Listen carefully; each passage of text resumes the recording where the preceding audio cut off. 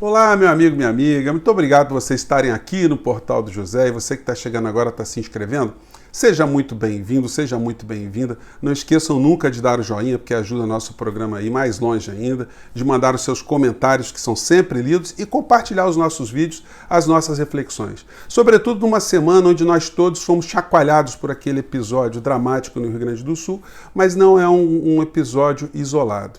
E isso acendeu uma série de reflexões sobre o racismo no nosso país. Mas esse tema está sendo tratado de uma forma a esclarecer mentes e corações? Ou será que nós todos também estamos caindo numa armadilha de procurarmos a solução para esse problema nos lugares errados? Porque se a gente não enxerga aonde o problema está nascendo, a gente não vai conseguir debelá-los jamais, né? A grande imprensa e os debates que têm sido colocados de uma maneira geral, eles tratam do tema como se o racismo fosse uma coisa exclusivamente de responsabilidade individual, minha e tua. Eles querem que a gente se sinta culpado de alguma maneira pelo racismo invisibilizado, pelas tragédias humanas que acontecem em nosso país. É uma forma de desviar a verdadeira responsabilidade desse problema. E aí vamos fazer aqui uma volta para a gente poder entender o que está acontecendo, porque nós vamos dar nomes aos bois. Quem são os principais escravocratas modernos? Eles têm nome, eles têm CPF, eles comandam estruturas, a gente vai comentar alguns deles aqui. Você já adivinhou, só de eu ter falado quem são algumas dessas criaturas, né? Mas vamos pegar aqui esse livro do Laurentino, onde ele fala sobre a história da escravidão no Brasil. O primeiro volume. E é um livro espetacular, como eu já comentei com vocês, porque o Laurentino, além de ser uma pessoa que tem esse viés de historiador, né, ele, na verdade, ele é um jornalista. Então, ele busca outras interpretações sobre a história. Eu já li todos os livros dele, são muito interessantes. E esse livro, além de ser interessante, é um livro chocante. E ele chama a atenção de alguns aspectos, né, que são muito despercebidos de uma maneira geral. Em primeiro lugar, a escravidão, que não foi inventada aqui no Brasil, nem para ser utilizada no Brasil, vem de longe. Ela não nasce especificamente porque uma pessoa olhou para outra e falou: quer saber o negócio? Aquele cara tem uma pele diferente da minha, eu vou prendê-lo e ele vai trabalhar para mim só de sacanagem. A coisa não nasceu assim, evidentemente.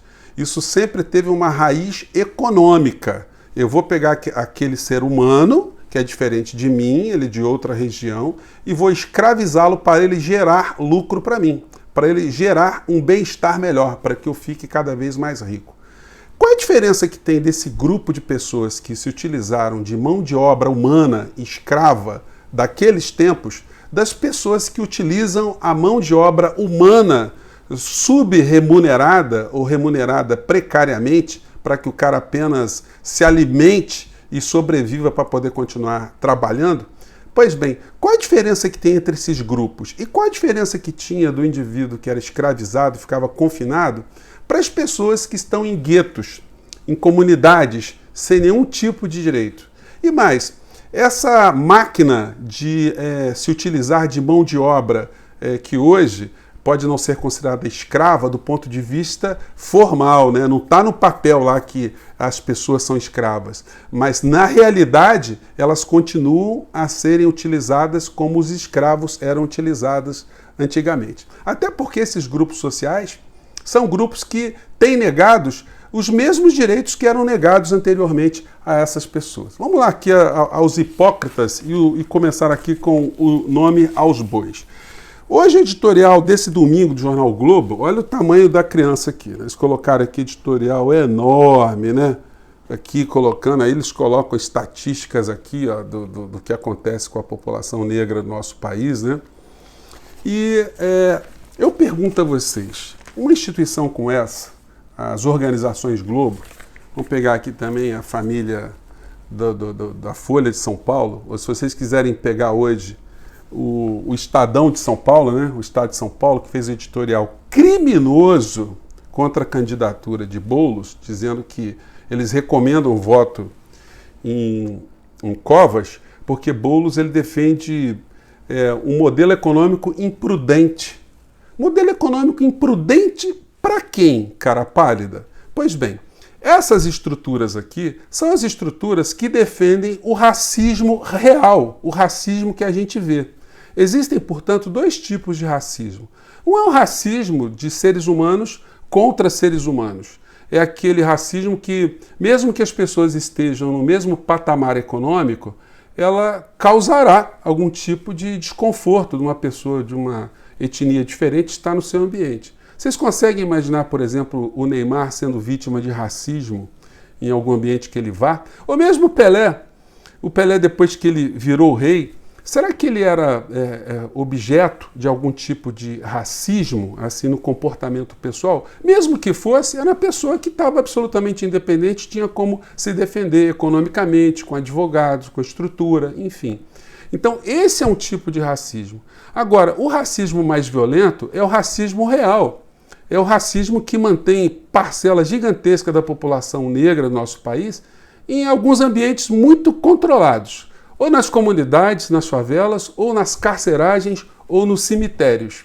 E aí, olhem só que coisa incrível, né? Se você pegar aqui o Haiti, basicamente 100% da população do Haiti é composta por pessoas negras. E lá, quando se tem algum tipo de conflito, a repressão vai para cima dessa população negra. Mas qual é a etnia da polícia? A gente pega um trecho aqui, né? Vocês vão ver os policiais negros e vão ver as pessoas que estão sendo reprimidas, que são negras também. A gente pode falar em racismo no Haiti? Ou a questão aí é sabermos que o Estado tem um controle policial para reprimir exatamente as pessoas que lutam por algum tipo de situação opressora desse mesmo Estado. E aqui no Brasil, como é que funciona a polícia no nosso país? Aqui, a própria Folha de São Paulo hoje está nos revelando que a polícia mata negros, mas a polícia é morta também em seus membros negros também, né? Então, nós temos que falar de racismo. São policiais negros que estão matando outros negros por um racismo espiritual. Bem, não é bem isso, né, gente? Quando a discussão é jogada para esse nível, as grandes estruturas, elas querem tirar a sua responsabilidade e jogar a responsabilidade, a culpa em pessoas comuns como nós aqui. E a gente fica pensando onde é que está o racismo, o que a gente pode fazer para combater o racismo, quando o racismo ele é estrutural do ponto de vista econômico. Porque a desigualdade econômica no nosso país, ela atinge a quem especificamente? As pessoas de origem racial negra, né? Ou descendente de africanos aqui no nosso país. Como é que funciona nos Estados Unidos, por exemplo? É uma discriminação meramente racial quando você tem a maior parte da população carcerária norte-americana, que tem mais de 2 milhões de presos, em sua maioria composta por negros e latinos?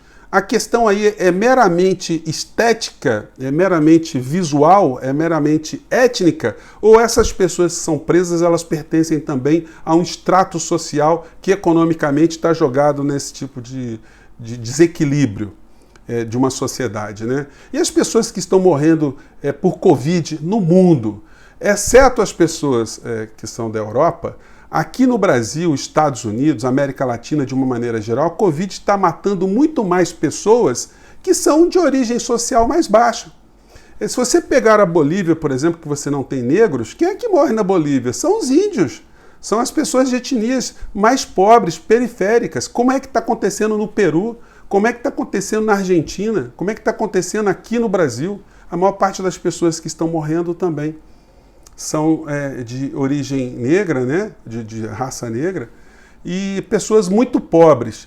E aí, gente, eu queria colocar uma música para vocês. Eu vou convidar vocês para depois assistirem essa canção, do Caetano Veloso, Haiti.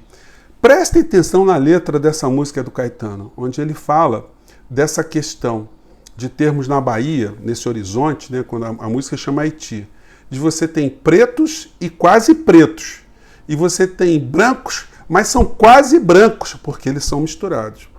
E tanto os quase pretos como os quase brancos são todos pobres, e os pobres, eles são segregados. É isso que está se colocando na mensagem.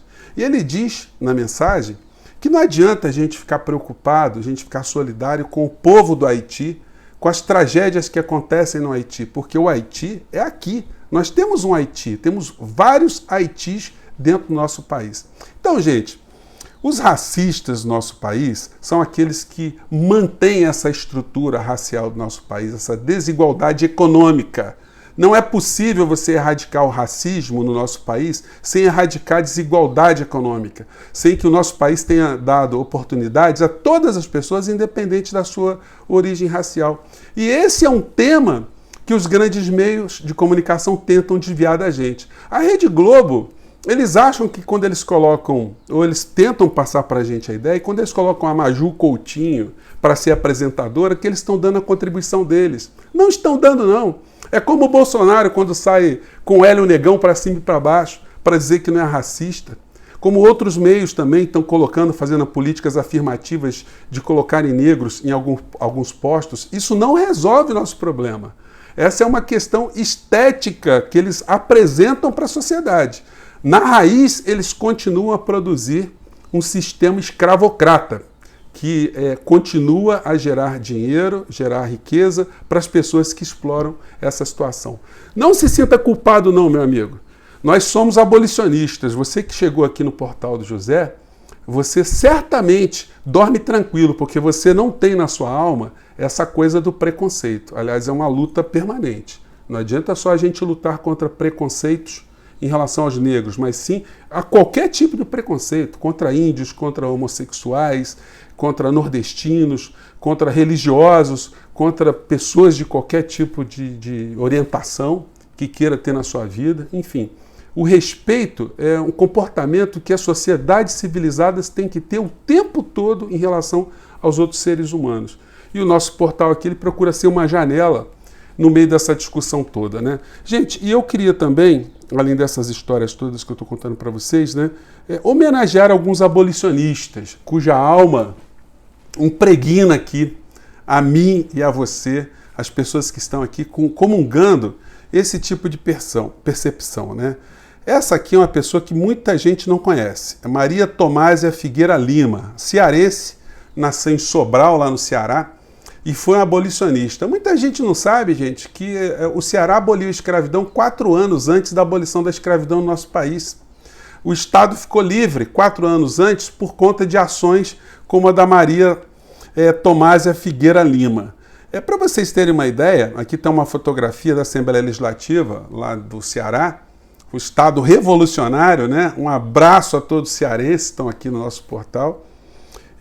Eles simplesmente aboliram a escravidão no Ceará em 1884, dia 25 de março, antes da libertação dos escravos que aconteceu no nosso país em 1888. E eu também queria registrar aqui também mais outro herói brasileiro. Esse aqui é o Francisco José do Nascimento, conhecido. No Ceará muita gente escuta esse nome, né? O Dragão do Mar. A Petrobras até lançou um navio alguns anos atrás com esse nome, Dragão do Mar, em homenagem ao Francisco José do Nascimento, que foi um jangadeiro que simplesmente decretou determinado dia lá no Ceará, né? Ele era de Canoa Quebrada, que jangadeiro cearense não transportava mais escravo. Então eles fizeram uma greve, fizeram um movimento. Isso aí 4 anos antes da abolição da escravidão lá no Ceará também. Evidentemente que foram movimentos que foram surgindo, foram ganhando força, não havia internet, né? As pessoas se comunicavam, essa indignação ia passando de uma pessoa para outra, e essa indignação e esse sentimento abolicionista é que não deve morrer nas pessoas, não só aqui no nosso país, mas em lugar nenhum do mundo, né? Lutar contra as injustiças é uma luta que não tem fronteira, não tem raça, não tem tempo. Como eu disse a vocês no nosso papo anterior, muitas dessas mudanças que a gente luta o tempo todo, nós não veremos, mas a gente tem que continuar lutando. Aqui no nosso país, portanto, gente, quando você vê um Alcolumbre, ele ajuda essa estrutura racista. Ele é um racista, ele pode até não sentir, mas ele é racista. O Rodrigo Maia, presidente da Câmara, é racista. Ele sustenta uma estrutura racista. Os deputados do Centrão, os deputados conservadores, eles são racistas porque eles mantêm esse tipo de estrutura. Os deputados, os seguidores de Bolsonaro, são racistas. Eles podem não acreditar, mas eles estão lutando para a manutenção desse sistema.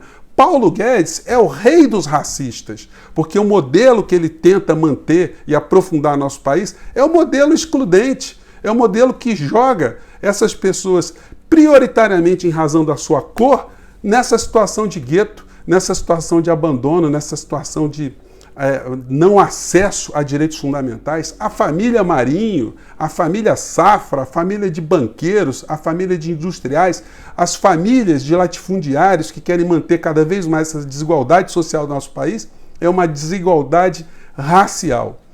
Gente, feitas essas considerações, espero que vocês pesquisem, vocês mergulhem nesses temas. Esses liberais de Araque que nós temos no nosso país, só para finalizar, né, que adoram John Locke. John Locke era um pensador liberal inglês, que é o ídolo dessa gente, mas ele era um escravocrata, ele era sócio de estruturas de escravidão que exploravam o tráfico de escravos. Isso aqui está no livro do Laurentino também, que é um livro indispensável no meio dessa situação.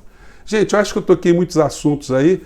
Procurem pesquisar, mandem as suas críticas e sugestões e depois cliquem e ouçam a música Haiti, do Caetano Veloso e do Gil, com Jacques Morelenbaum. Gente, um grande abraço, um bom domingo para vocês. Tchau.